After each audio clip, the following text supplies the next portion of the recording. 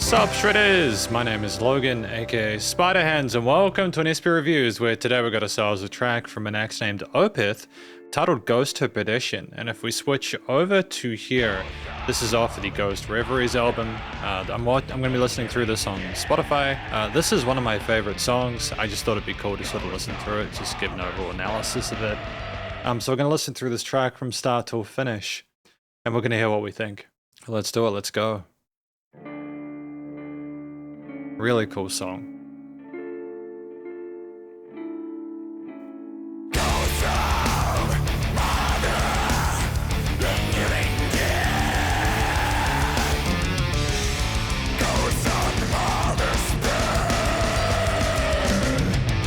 Just really crazy instrumentalism.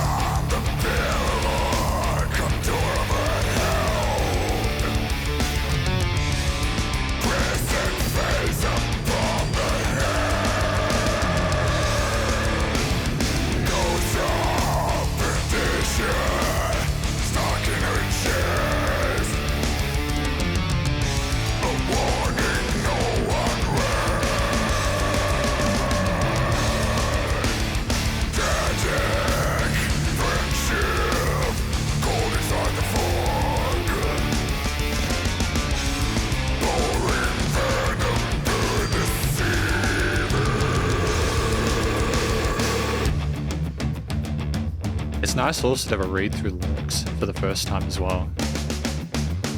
Devil cracked the earthly shelf who told she was the one. The hope into the room and said you have to live before you die young.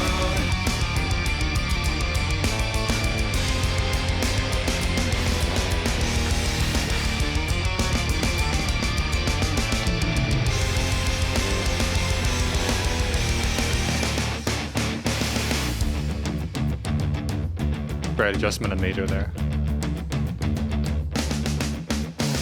Devil cracked the earthly shelf who told she was the one. The hope into the room and said you have to live before you die young. Interesting parallel major there for the vocal harmonies.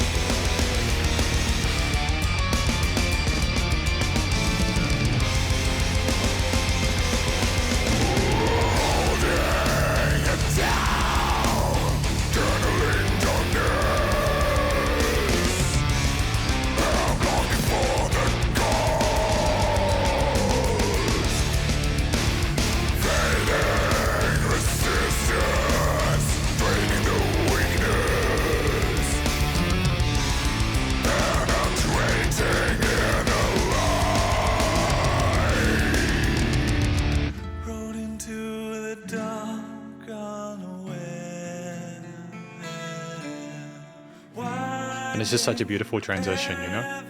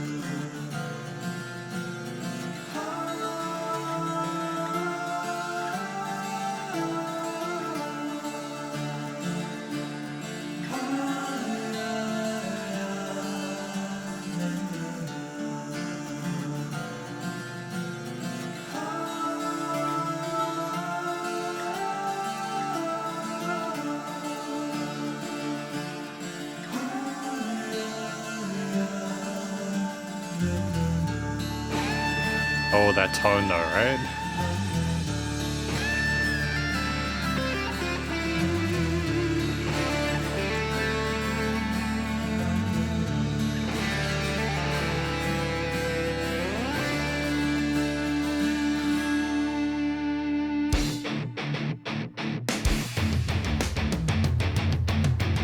It's nice to have these toms here as an adjustment to the cymbals like we heard earlier.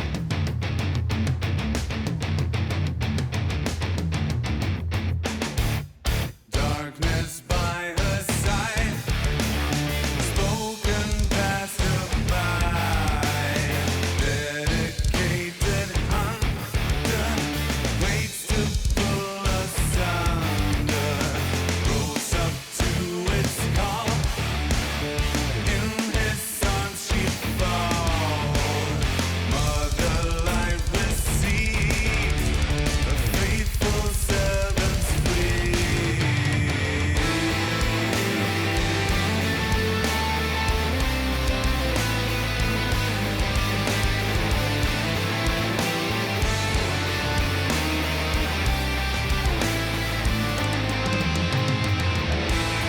Great painting of those toms as well.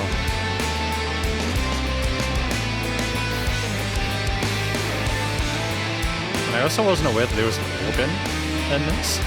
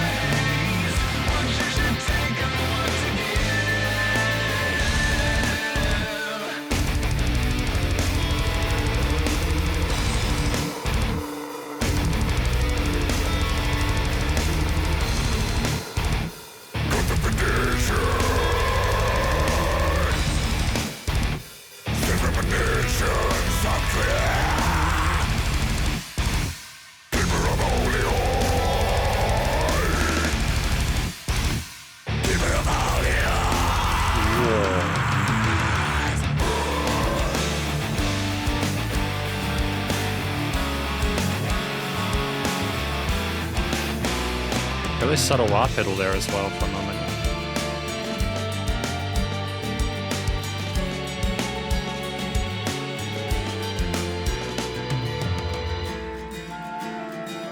Mellotron, like that thing that Led Zeppelin used in Stairway to Heaven, I think.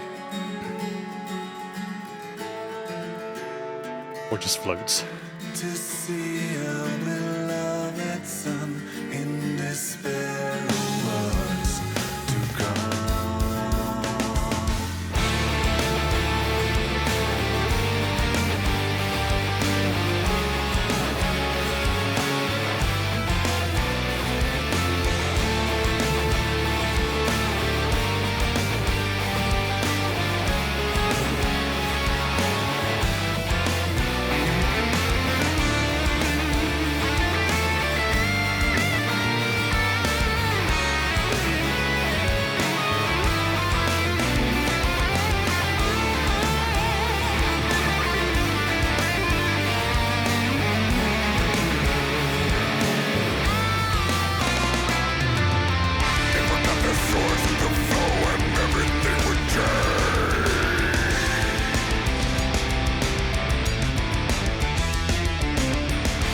Great call and response to those guitars.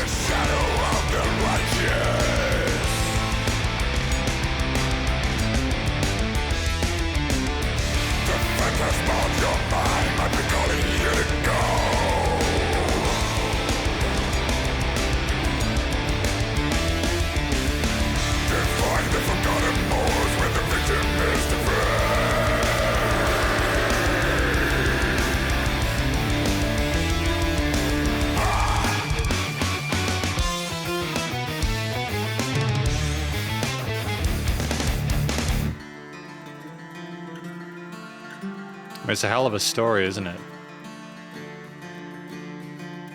Really articulate.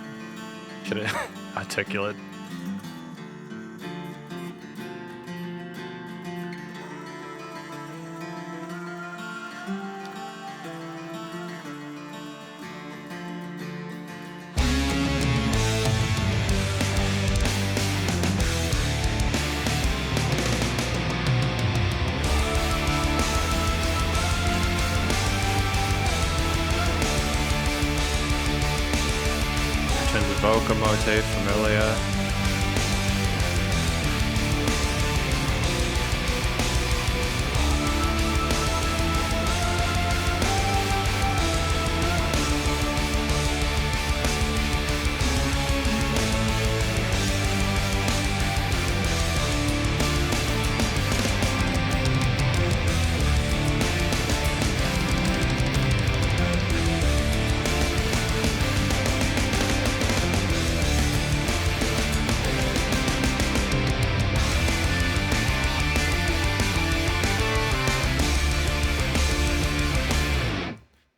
I mean, that's probably one of my favorite endings to a track right there, Goes to Perdition. Just the way those like harmonized leads, it's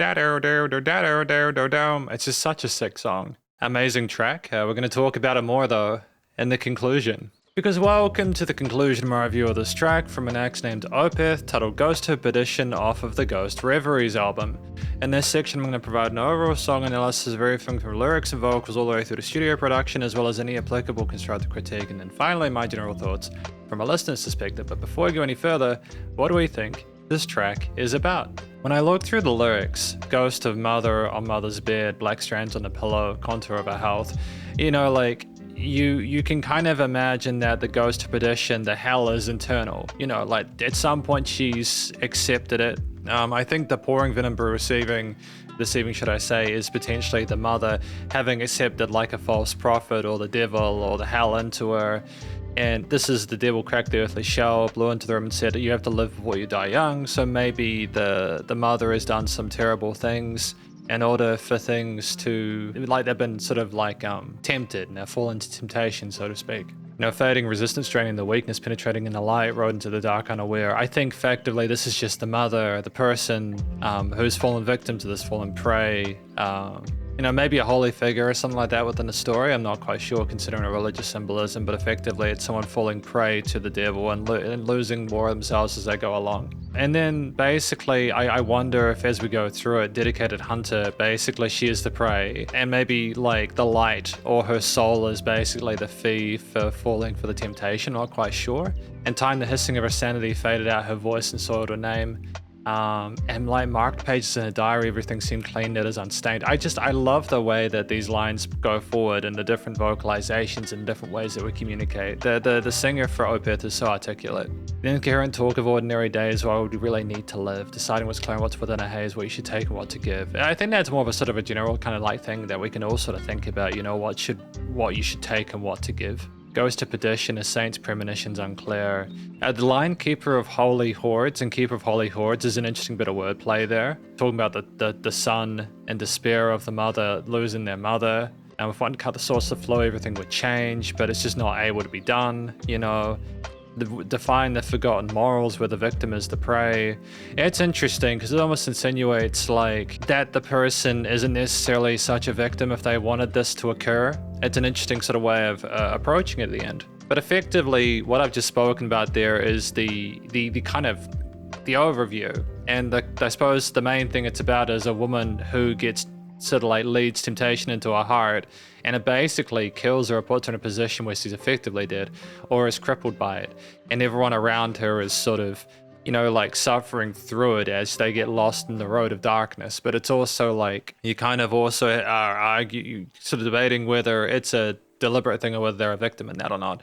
It's an interesting thing to start an album with, you know. Ghost to perdition, ghost of hell. Is the hell real? Is it imagined? You know. What I do like though is that the story is quite compelling and interesting, and I haven't really listened to a lot of music that discusses things like this. I've also listened to this track with the lyrics primarily because it's also given me like a different kind of perspective on the piece. I'm very much a kind of a music-oriented reviewer. I love the sound of the instruments and how they go with the vocals, but I'm not always listening to the lyrics as clearly as maybe I should, or as close as I maybe should be. I kind of assumed that I'm going to get the main points of it if I simply listen to everything at once. Some of the growled bits, again, the vocalist from Opeth has fantastic technique, very comfortable in his just voice, lots of main melodies, sung melodies, and the harmonies are exquisite, as well as the kind of hummed or sung kind of overlays and Norse-Paddish kind of things.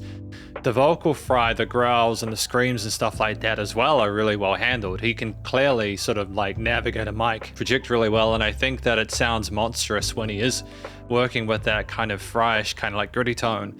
There's also like a quiet rumble at one point where like you can almost tell he's setting the scene for it's like an undercurrent of it or like a bit of ambience. But it also can be kind of difficult to get the words through clearly even when we do that style of vocals really well. So I'm just glad that I kind of had access to the lyrics to read those parts through as well and kind of make sure I understood the topic. Because I think you just get, it's kind of like when you learn the lyrics of a song in a different language. Once you kind of join the dots, it's really cool. But yeah, no, phenomenal vocal performance there. I just think, as well as some of the radio filterish parts where the vocal's going to sound like they're going through like a phone or something like that, all these different perspectives are put forward throughout this 10.5-minute piece. So I think that having these different vocal textures and timbres is incredibly important. But it's also that they all seem like kind of relatively fluid, and because the track is through composed, that gives more purpose for them to be different. I think if you had like a verse chorus kind of structure with a shorter track and you had lots of different ways of making the vocals sound and lots of different techniques, it's interesting, but it might sound a little bit sort of like disparate. But we didn't have that here, primarily because there was just so much else to appreciate. As you know, like there was a lot to enjoy within this song. Lots of different guitar riffs and bass lines and drum patterns. We had lots of different types of guitars. We had lead guitars, rhythm guitars, a lot of distortion in there, as well as some sort of strummed acoustics. We had a bass guitar that was very active when it needed to be, but also pocketed, you know, at other times. And we also had the drums. The percussion was phenomenal. We were really, really good at just exploring the entire drum kit, but also pulling back where needed to adjust. You know, we worked with the main 4 grooves of music, the quarters, eighths, triplets, and sixteenths. And we also had some 32nds, some triplets. We explored our ghost notes and our accents there. Lots of fun fills and main beats to go alongside a lot of the really intriguing guitar lines with a mixture of power chords and octave chords and sort of like certain melodic kind of rhythm playing there. The open chords and sort of like other kind of like picked ideas that we had with the acoustic guitar steel string parts are fantastic. I like the variety of different rhythms and time signatures and meters that we had, and the fact that we even had some sort of polymeter or polyrhythmic stuff at times. The fact that these instruments were allowed to be on their own, that we explored a wide variety of different chord progressions that included triads, some extensions there, also some chromatics and maybe some flat fives or sort of like chords that maybe sound a bit uncomfortable, but that makes sense because of the subject matter. And I think like there are moments where it was savage and unforgiving, but also parts where it was divine and beautiful and mesmerizing. A lot of that comes down to the glow of how when we wanted to make things sound really bright and like effervescent, we knew how to arrange the guitars in the mid to upper layers and have those lead parts come in for a kind of a smoky blues feel with the reverb tails and stuff, the use of the tremolo, bit of the wah pedal as well for a bit extra kind of rocky sass to it, a mixture of different hammer-on pull-off, slide, bendy, and tapped ingredients there, but in a variety of different speeds and intensities and characterizations. We didn't have the same type of lead playing the entire time. We knew when to play like a few notes, do a couple of tails. We also knew to only have leads occasionally. And considering this track was 10.5 minutes long, I feel like I'm really understating just how many different ideas were put in here. And, you know, not including when we return to different sort of like motifs or themes that we had prior. That just simply helps the track to sound a bit more well connected. But it's just like the entire fretboard of the guitar is explored there just in a variety of very tasteful ways, as well as the drum kit with a variety of sort of hi-hat, ride, crash, and china, and all these tom fills. Like I loved how some of those tom fills would go like from left to right there, and they were so quick. The double kick was ferocious and you know, it was fierce. But we also had these shuffles, closing open hi-hat parts with some sort of like snare rolls and stuff like that, and it was almost kind of jazzy. There were a wide variety of styles included in this track as well. It showed that they were very comfortable and sort of accomplished as musicians in general. I haven't really spoken about the bass player though. The bass player was phenomenal as well. They just were very good at staying in that low end, being very supportive of the root notes. They were tight rhythmically with the drum kit and very sort of like aware of their surrounding elements, but then they also explored and went up in their range a bit and did different things. And when things got really kind of wild melodically with a lot of interesting chromatic notes and it got a bit kind of like experimental, kind of avant-garde, they knew to kind of stick with those tritones or those other kind of modal features there. They navigated it wonderfully. And it's just really neat to hear musicians be able to find those gaps and niches to be able to put those extra parts in. I think some notable mentions outside of the main instruments, the guitarist, bass, and drums were, I mean, there was an organ in some of those parts, which I just think had a nice kind of spiritual flutter to it. a bit of vibrato, and it created a unison kind of harmony with some of those other parts going on within the arrangement there. It was just a wonderful kind of undercurrent that I think is a bit more subtle in some speaker systems than others. And we also had like some flutes. I initially thought it was like the mellotron or a melody. Like there's a specific instrument that Led Zeppelin used in Stairway to Heaven, as well as other, you know, like it has a kind of a fluty tone to it. It's very pretty. It's very colorful. And it was just a nice different texture or tone at that point to sort of switch things up. It had a softness that helped further cement a lot of the really pretty guitar parts about that tone. There was also, you know, like really wonderful adjustments of both the intensity of the track in general with loudness, you know, via the dynamic range, as well as like if we talk about it thematically, there was no one real main idea within this piece, because partly because it was through composed, but also just because it didn't feel the need to be put inside a box. It's a journey. It's like an adventure song. You start at the beginning and you can click every 30 seconds to a minute and experience something different. We just go through this kind of like style of song with Opeth, with really phenomenal instrumentalists playing a wide variety. It's typically minor oriented. There were some major components there, but I feel it's a little bit sort of it's a bit too minimalist to say this within the minor key. There's just too much complication, but I never felt like there was an awkward transfer, even when we deliberately changed the meter or staggered it in order to make it a bit more kind of jumpy or jagged. Incredibly tight performance across the board, variety of different sort of like harmonies and chord types and melodies explored. Again, chromatics, minor scales, some sort of like even maybe some melodic or harmonic minors, I'm not sure. Phrygians, etc. We're very articulate and very knowledgeable in terms of songwriting and composition, and just the studio recording, mixing and mastering. The final note for today is just phenomenal. Like I've said phenomenal a lot, and I feel like this for me is like, I just don't know how you could really improve upon this formula for me. Like I don't really give songs a score, but I'd say this is probably a 10 if I'm honest. Yeah, this is a 10 for me. It's just such a succulent meal. You've got, and the reproduction is the icing on the cake. You've got the vocals sounding pristine in the mix for a wide variety of different interpretations and recording styles and effects chains, reverbs, delays, etc. Great filtering, a bit of kind of like radio filter in some parts there. The kind of fresh, kind of growled vocals of almost quite dry in comparison there to make them kind of sort of like fester in the mix. The guitars nicely sort of double tracked, and the acoustic guitars fit seamlessly into the piece.